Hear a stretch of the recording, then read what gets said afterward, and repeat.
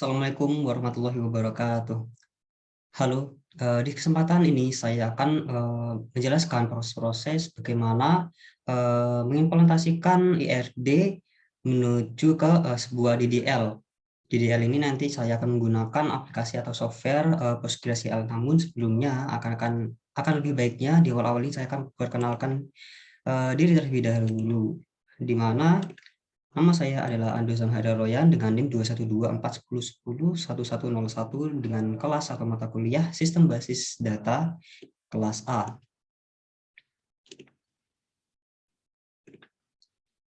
Baik, jadi di sini saya akan menjelaskan bagaimana IRD ini, sebuah database IRD akan diterapkan atau diimplementasikan ke dalam sebuah perintah-perintah yang ada di SQL. Dan SQL-nya adalah menggunakan aplikasi PostgreSQL, yaitu istilahnya adalah namanya DDL. IRD ini adalah relasi antar entitas yang ada di sebuah database, sedangkan DDL ini berisikan perintah-perintah yang ada dalam sebuah SQL yang nantinya berguna untuk memanipulasi, menyimpan, menghapus, dan mengedit atau mengupdate sebuah data yang ada di dalam database.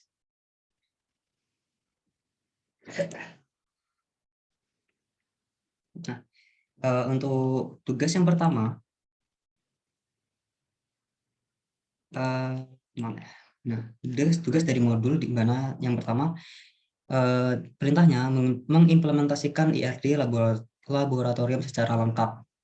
Nah, IRD dari laboratorium, di sini ada IRD-nya. Nah, IRD laboratorium ini akan diimplementasikan ke dalam sebuah perintah-perintah yang ada di PostgreSQL nanti. Oke. Nomor 2, untuk setiap tabel diisikan minimal 3 baris data. Jadi untuk setiap entitas atau tabel itu isinya minimal ada 3 baris data atau 3 atribut. Kemudian pada tabel persimpangan detail peminjaman untuk parameter key gunakan variety relationship, di mana foreign key dari tabel peminjaman dan bahan dikomunikasikan dan dijadikan primary key. Jadi ini bermaksud di mana nanti ada ketika ada satu tabel dan di mana tuh terdapat relasi seperti one to many, dan itu mengharuskan antara tabel satu dengan tabel yang lain harus ada key, di mana tabel yang satu tabel yang awal tuh memiliki foreign key dari tabel lain yang dimana memiliki primary key-nya. Kemudian di sini nomor 4, mengimplementasikan IRD rental mobil pada materi PPT M05 yang pada PPT ini, yang akan saya jelaskan nanti setelah 1, 2, 3 saya selesai jelaskan. Oke, yang pertama-tama mengimplementasikan IRD laboratorium secara lengkap. Jadi di sini pertama-tama untuk membuat sebuah tabel entitas, caranya adalah menggunakan fungsi createable. Createable ini akan membuat tabel. Di sini untuk entitasnya apa? Entitasnya adalah jenis barang, kemudian dalam kurung atributnya apa saja, ada jenis barang, ID ini sebagai primary key-nya, di mana atribut jenis barang ID ini tipe datanya adalah small serial. Terus apa small serial itu?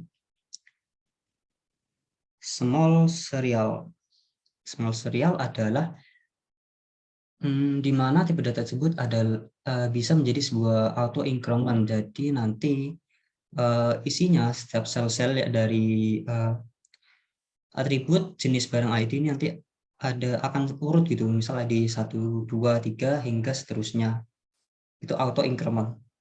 Kemudian di mana constraint-nya adalah primary key. Jadi jenis barang ID ini sebagai primary key dari entitas jenis barang. Kemudian di bawahnya ada atribut nama jenis.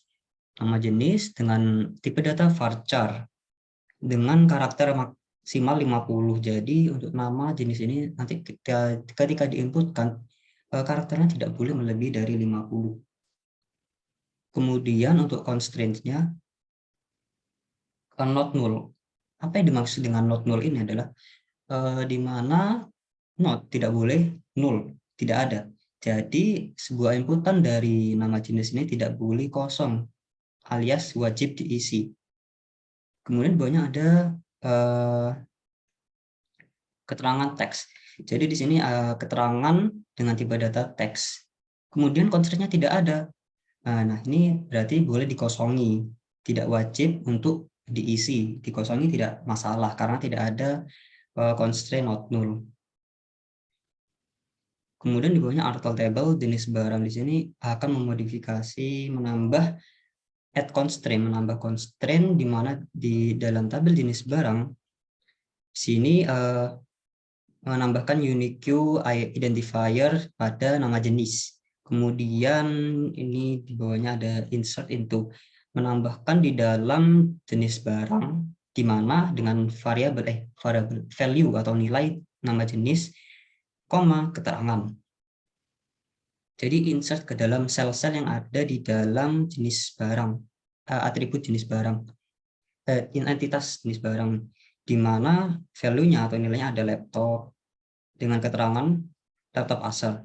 Keterangan ini akan masuk ke atribut keterangan, sedangkan nama jenisnya seperti laptop akan masuk ke atribut nama jenis ini dengan variabel karakter maksimal 50. Di sini keterangan laptop Acer ada meja, keterangannya meja portable laptop, ya sebagai alas atau wadah untuk menaruh laptop, komputer, ada proyektor.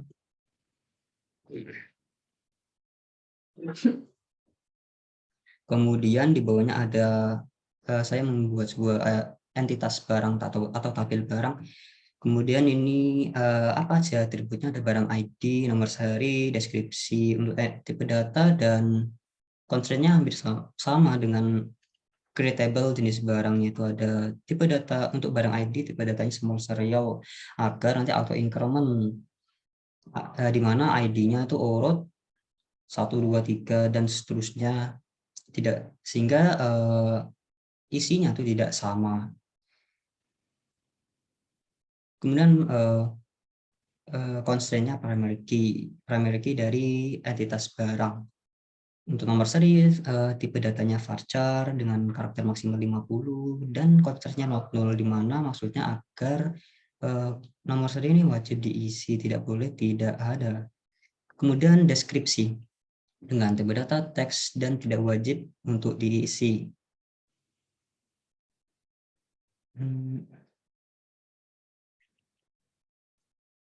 Oke, sebelumnya saya ingin menjalankan untuk tabel jenis barang. Setelah melihat perintah-perintah yang tadi akan menghasilkan output yang seperti ini, di mana tadi ada nama jenis apa, laptop, meja, komputer, proyektor. Kemudian jenis barang ini ada auto increment, tadi saya sudah sebut. Kalau tipe datanya serial, tipe datanya apa tadi, small serial, itu akan auto increment, jadi urut langsung otomatis 1, 2, 3 dan 4 hingga seterusnya. Ada nama jenis, ada keterangan, dimana keterangan ini kan tidak ada apa itu constraints tool, jadi ini boleh, ini tidak diisi juga tidak apa-apa. Kemudian bagaimana dengan yang barang? Di sini ada alter table barang, sama seperti tadi, mengedit, mengubah nomor seri menjadi unique identifier, kemudian insert to, memasukkan data di dalam entitas barang, di mana di bagian atribut nomor seri dan deskripsi dengan value, dengan nilai 1. Itu untuk nomor seri dan deskripsinya komputer, CPU, keyboard, dan mouse.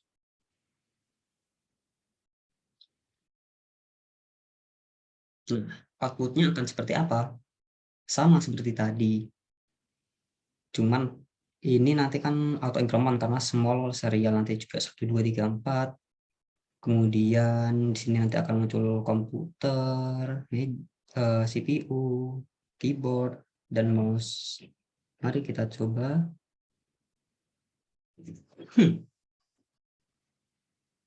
Nah, nomor serinya 1, 2, 3, 4. Dan deskripsinya komputer, CPU, keyboard, dan mouse. Kemudian lanjut di sini ada tabel lab laboratorium, di mana ada ID lab, tipe datanya small cell yang sudah saya jelaskan tadi, primary key, dan ada atribut nama, tipe datanya varchar, karakter maknya 50, dan constraint-nya not null, deskripsi dengan tipe data teks. Kemudian di sini ada saya menginput insert to ke dalam entitas lab, di mana dimasukkan ke atribut nama dan deskripsi. Dengan value apa? Dengan nilai apa? Lab pemro. Dengan deskripsinya apa tuh? Lab pemro kepanjangannya adalah pemrograman, ada RPL, ada GIS, Jarkom, dan ya yang terakhir Jarkom. Kemudian setelah lab, saya membuat tabel kepala lab. Jadi tabel di sini tanggal memulai dengan tipe data date tanggal, kemudian constraint-nya not null, wajib diisi, kemudian ada atribut tanggal selesai date, tipe datanya date dengan status atribut status dengan tipe datanya varchar, karakter maksimal 20 dengan constraint-nya not null alias wajib diisi, tidak boleh null.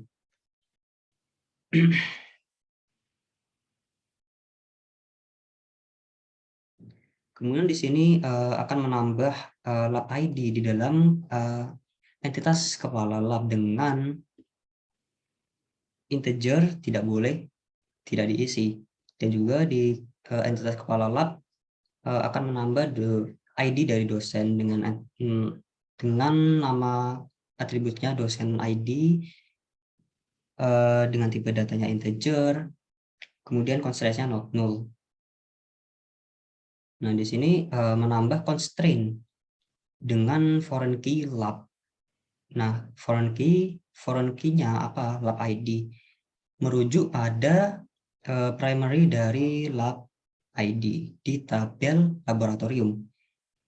Jadi gambarannya di sini tabel kepala lab. Kemudian juga ada tabel laboratorium, di mana di laboratoriumnya ada primary key yaitu lab ID. Kemudian di tabel kepala lab ada foreign key-nya dari tabel lab. Foreign key-nya ya lab ID. Jadi saling relationship. Nah, relationship-nya apa? Relationship-nya tuh one to many.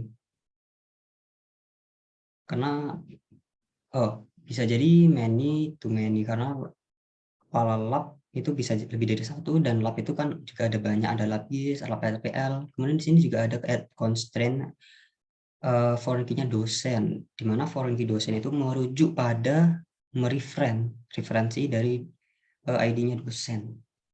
Jadi sama seperti tadi, gambarannya ada dua tabel kepala lab dan juga tabel dosen, di mana tabel dosen ada primary key dan itu merujuk foreign key ke tabelnya kepala lab. Di situ ada foreign key-nya dosen.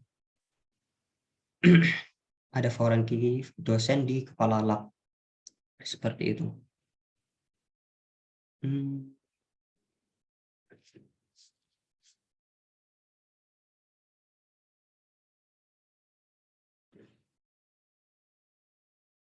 Kemudian di sini ada menambah primary key. Di sini lab ID dan dosen ID itu menjadi primary key. Kemudian di sini insert to kepala lab. Tabel kepala lab dengan atribut apa yang di-insert, tanggal mulai, tanggal selesai, status, dan lab ID serta dosen ID. Value-nya penilainya apa? Di mana tanggal mulainya itu sekarang, selesainya itu sekarang. Nah, ini bermaksud manual, bukan, menggunakan waktu dalam sistem. Misal now itu adalah jam 9 ini, 21.47. Variables, terusnya adalah variable, lab ID-nya satu dosen ID-nya apa, 2, dan seterusnya ini sama. Di sini ada create table dosen. Sama seperti tadi, tipe datanya, primary key, constraint-nya, hampir sama seperti sebelum-sebelumnya. Oke.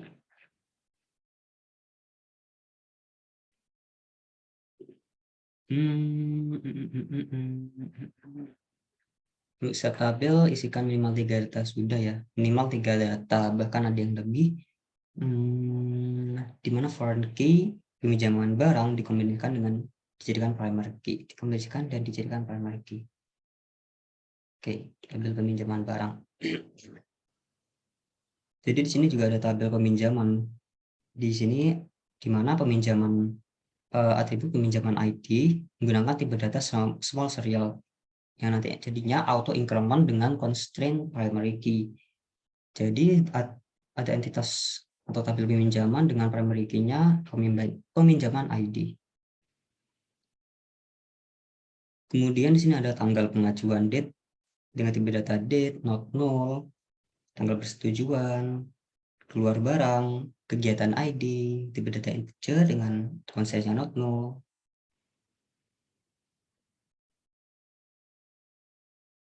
Nah, di sini constraints-nya berupa foreign key dari atribut kegiatan ID merujuk pada primary key-nya tabel kegiatan dengan primary key-nya itu sebuah atributnya kegiatan ID. Seperti yang sudah saya jelaskan sebelumnya, seperti ada dua tabel ya. Di sini kan ada tabel peminjaman. Jadi tabel peminjaman ini ada foreign key-nya. Foreign key-nya kegiatan, tabel kegiatan. Tabel kegiatan itu mana? Nah ini, tabel kegiatan. Nah, di sini ada primary key-nya. Primary key-nya kegiatan ID. Merujuk ke tabel peminjaman. Di peminjaman ini ada foreign key-nya kegiatan tadi. Primary key-nya. Nah, itu ada di sini. Fungsinya jadi di sini.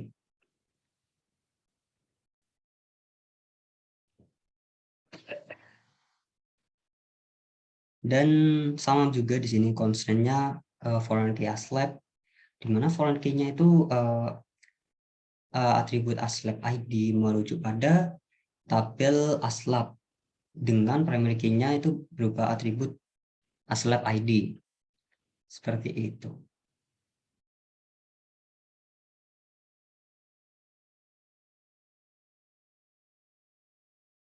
Di sini ada insert to, memasukkan data-data di mana masukkan ke tabel peminjaman, ada di mana ada atribut pengajuan, tanggal pengajuan, persetujuan, tanggal keluar barang, dan kegiatan ID stas, aslab ID.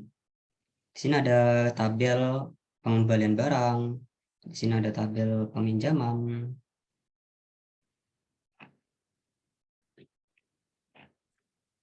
Oh, di sini tabel item peminjaman.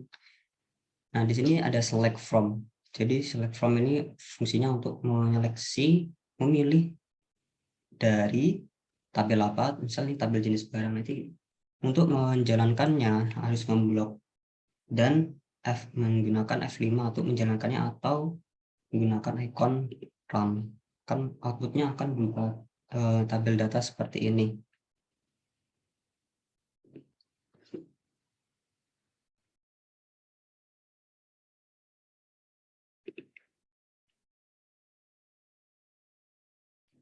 Untuk yang item peminjaman ini ada nomor serinya dengan tipe data varchar, di mana ada atribut kondisi barang keluar dan kondisi barang yang kembali.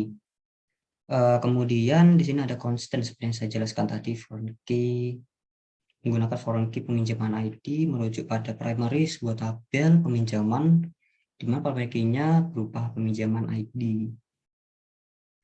Seperti itu. Dan ini juga sama pula constraint, ini foreign key dan primary key yang saling berhubungan, dan ini juga sama.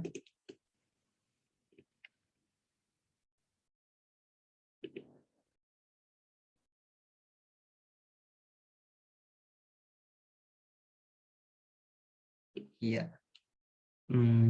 Di mana foreign key dari tabel pinjam dan barang dikembalikan jadi primary key. Sudah ya tadi. Di mana ada foreign key dan primary key, ada dua tabel saling berhubungan, dihubungkan dengan adanya foreign key di tabel 1 dengan primary key di tabel yang satunya. Kemudian sekarang lanjut ke nomor 4. Namun sebelumnya saya ingin menyeleksi yang ini, item peminjaman. Atau minjem itu seperti apa tadi outputnya. Nah, di sini kondisi keluarnya itu baik-baik, kondisi kembalinya juga baik, di mana peminjaman ID 1, barang ID 1, pengembalian ID 2. Jadi di sini tuh foreign key di mana merujuk ke sebuah primary key yang ada di tabel peminjaman. Ini juga foreign key dari tabel barang, ini juga foreign key dari tabel pengembalian. Di sana juga ada primary key-nya sendiri. Seperti itu. Oke, sekarang lanjut ke soal implementasi ERD rental mobil atau sewa mobil yang ada di materi PPTM 05 DDL. Kerjakan soal yang ada di slide tersebut, yaitu ini. Jadi sini ada sebuah ERD sewa mobil atau rental mobil. Oke, di sini membuat DDL, perintah-perintah menggunakan software SQL, PostgreSQL saat ini. Oke, dengan spesifikasi sebagai berikut itu membuat tabel primary key atau increment. Saya buka terlebih dahulu sewa mobil. Sudah 28 menit. Oke. Ini saya buka. Tidak ada. Saya buka dulu sewa mobil. Oke, di sini ada. Saya membuat tabel pabrik untuk rental mobil ini, di mana ada atribut ID pabrik dengan tipe data serial, primary dan constraint primary key.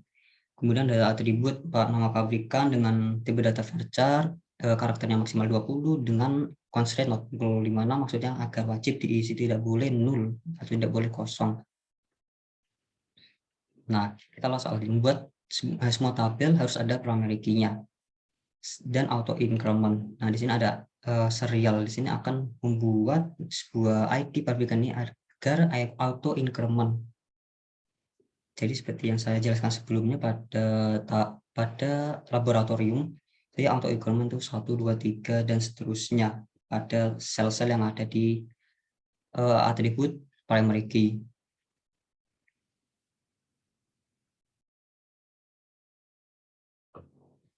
Kemudian kolom yang nol berarti tidak boleh kosong. Sudah seperti ini, not null, tidak boleh kosong dan wajib diisi. Lanjut, pada tabel tipe. Membuat tabel tipe dengan keterangan tidak diisi maka akan muncul tanpa keterangan. Jadi untuk tabel tipe ini, create tabel tipe akan membuat sebuah output tabel tipe. Untuk yang tadi tanpa keterangan, nah di sini keterangan dengan tipe data teks defaultnya adalah tanpa keterangan. Jadi semisal user itu tidak menginput keterangan apapun, maka si SQL ini akan otomatis menuliskan data pada atribut keterangan dengan tulisan tanpa keterangan secara otomatis ketika tidak diisi apapun oleh user. Seperti itu.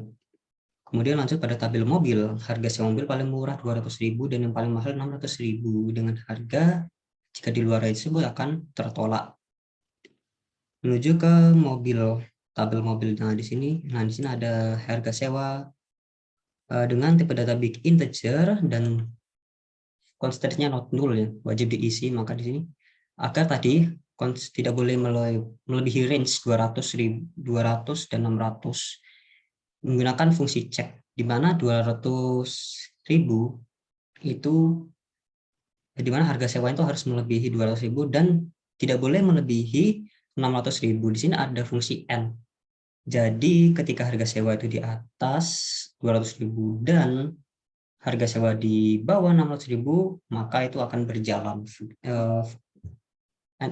Atribut ini akan berjalan alias menerima, tidak tertolak. Namun apabila di bawah 200.000 atau di atas 600.000, maka akan tertolak. Kemudian di sini ada tanggal sewa menggunakan nilai default tanggal sistem. Oke, pada penyewaan. Di tabel penyewaan ini menggunakan tipe data date dengan default now. Nah, default now ini bermaksud agar tanggal nanti yang masuk di sebuah database akan otomatis menyesuaikan dengan sistem yang ada di komputer. Misal sekarang itu tanggalnya 14, maka yang masuk di data nanti juga tanggal 14. Kemudian lama penyewaan minimal 1 hari dan maksimal 5 hari. Jika lebih 5 hari, tidak bolehkan dimasukkan ke dalam sistem atau tertolak. Oke. Nah, di bawahnya nih ada hari sewa. Jadi tenggatnya, deadline seberapa panjang menyewa sebuah mobil itu, harinya berapa. Dengan tipe data integer ini, konsernya not null, wajib diisi dengan cek. Nah, di sini harinya harus lebih dari 1 sama dengan 1, dan hari sewanya kurang dari sama dengan 5. Jadi hari sewanya di antara 1 dan 5 jaraknya. Tidak boleh melebihi 5 hari atau 6, seperti 6 hari, 7 hari itu tidak boleh, maka akan tertolak. Seperti itu. Di sini ada fungsi AND seperti tadi, jika ini terjalankan maka yang sebelahnya juga harus terjalankan. Oke, lanjut ke soal. Isilah masuk slider dengan minimal atribut 3 data.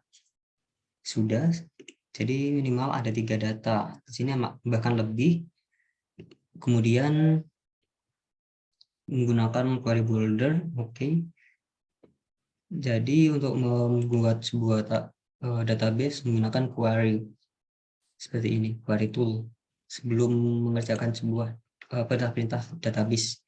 Kemudian di sini ada nama-nama customer, serta tanggal berapa saja customer menyewa, nama customer, tipe mobil yang disewa, nama-nama sopir, dan nama customer yang pernah disopiri. Oke, ini ada di bawah. Nah, di sini dengan insert to, penyewa masuk ke dalam tabel penyewaan. Di sini ada ID mobil, ada hari sewa, tujuan, ID mobil dan sopir, ID sopir dan peminjam. Di sini hari sewanya 4 hari, tujuan yang Bondowoso, ID mobilnya 3. Jika kita lihat ID mobil 3 itu apa? Masuk ke mobil-mobil. Nah, kalau 33 itu, nah ini merah, warnanya merah, tahunnya 2021, harga sewa 3.350.000, dan harga belinya 600.000, ID tipe ada 3, tipe mobil ID atau key-nya 3. Sini ada ID sopir 2, merujuk pada tabel sopir. Jadi di sini foreign key-nya 2. Di sana nanti ada primary key 2 juga. Di sini ada ID peminjam, foreign key 3. Seperti itu. Jadi untuk yang penyewaan ini jika dijalankan kok gini.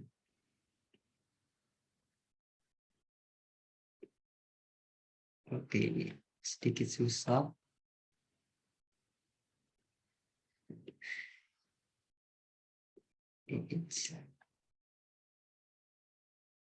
Belum. Oke, saya canangkan, maka akan menampilkan tabel-tabel seperti ini. Sudah saya jelaskan tadi, di mana ada tanggal, hari sewanya 4 hari, 2 hari, 4 hari, tujuan Bondowoso, Banyuwangi, ID mobil 3, yang tadi ada warnanya warna merah. Ini foreign key-nya, foreign key, nanti yang merujuk pada sebuah primary key yang ada di tabel lain, tabel mobil, tabel sopir, dan tabel peminjaman. Baik, mungkin itu aja penjelasan dari saya mengenai bagaimana mengimplementasikan IRD ke dalam sebuah DDL dengan perintah-perintah yang di SQL. Di sini menggunakan software PostgreSQL. Baik, segitu saja ya. Sekian dari saya, Ando Zamhari Royan, dengan NIM 21410101101. Saya mengundur diri. Apabila ada tutur kata yang kurang berkenan, saya mohon maaf sebesar-besarnya. Wassalamualaikum warahmatullahi wabarakatuh.